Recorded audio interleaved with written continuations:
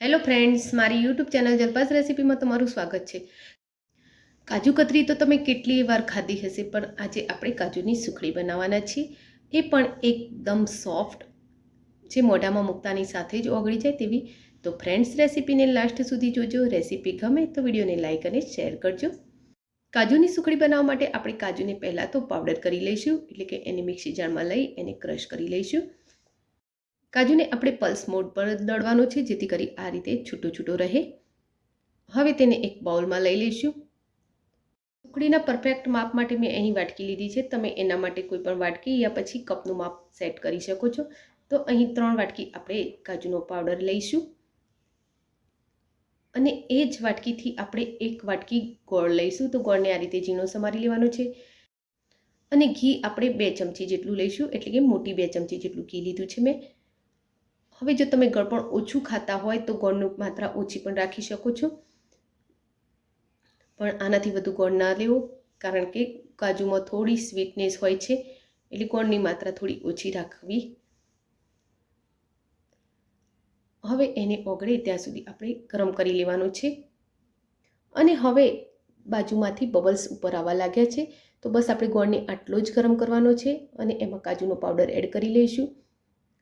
ગેસના ફ્લોને આપણે એકદમ ધીમો કરી લઈશું, અને કાજુના પાવડરને ગોળના સાથે સારી રીતે મિક્સ કરી લઈશું। હવે ધીમા ગેસ ઉપર જ આપણે એને 1 થી 2 મિનિટ માટે આ રીતે સાંતળીશું।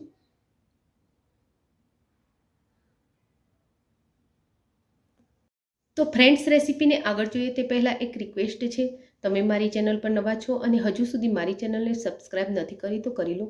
બાજુમાં આપેલા બેલ આઇકનના નિશાનને ટચ કરી ઓલના નિશાન ઉપર ક્લિક કરો, જેથી કરીને તમને મારા નવા વિડીયોની નોટિફિકેશન મળતી રહેશે। તો બસ આ રીતે એને સતત હલાવતા રહી ધીમા ગેસ ઉપર જ સાંતળી લઈશું। તો તમે જોઈ શકો છો, આ સુખડી એકદમ જ કાજુ કતરીના જેમ જ મિક્સ થઈ રહી છે।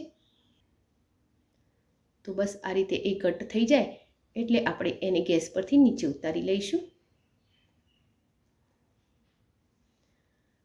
થાળીમાં આપણે તૈયાર કરેલી સુખડી પાથરી દઈશું, અને તમારે બરોબર મસળી અને નીચે પાથરી અને વણવી હોય તો વણી પણ શકાય છે।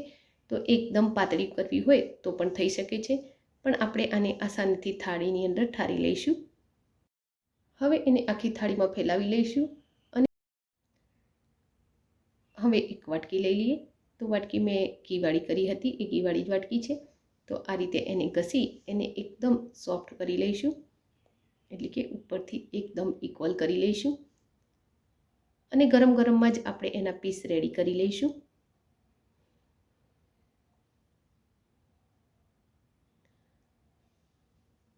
તો એકદમ સરસ કાજુ કતરી જેવી જ આપણી આ સુખડી રેડી થઈ છે।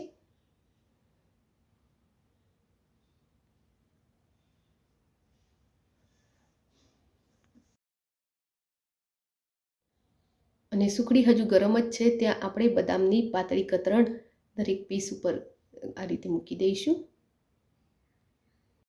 તમે આખી થાળી પર પણ પાથરી શકો છો, પણ જ્યારે આપણે એનું કટિંગ કરીએ છીએ ત્યારે એ અનઇવન લાગે છે, અને આ રીતે એને દરેક પીસ પર વચ્ચે ગોઠવવાથી જ્યારે આપણે એના પીસ રેડી કરીશું ત્યારે એ પરફેક્ટ શેપમાં તૈયાર થશે। તો આપણે હવે બધા જ પીસ પર બદામ કતરણ પાથરી લીધી છે, તો વાટકી વડે એને હળવા હાથે દબાવી લઈશું, જેથી કરી એક સુખડી સાથે એકદમ સેટ થઈ જાય। તો આ આપણી કાજુની સુખડી રેડી છે। હવે આને થોડી વાર આપણે ઠંડી થવા દઈશું, ત્યારબાદ આપણે એના પીસ બહાર કાઢીશું। તો સુખડી ઠંડી થઈ ગઈ છે આપણી, તો એનો એક પીસ હું તમને બહાર કાઢીને પણ બતાવું। તો સુખડીની થિકનેસ પણ બહુ જાડી નથી, કાજુ કતરીની જેટલી જ છે, અને એકદમ સોફ્ટ બની છે। એક પીસ હું તમને તોડીને પણ બતાવું, તો એકદમ સોફ્ટ બની છે આપણી આ સુખડી। તો ફ્રેન્ડ્સ, કાજુની આ સુખડી તમને કેવી લાગી એ કોમેન્ટ બોક્સમાં જરૂરથી લખજો। Thank you for watching my video. જય શ્રી કૃષ્ણ।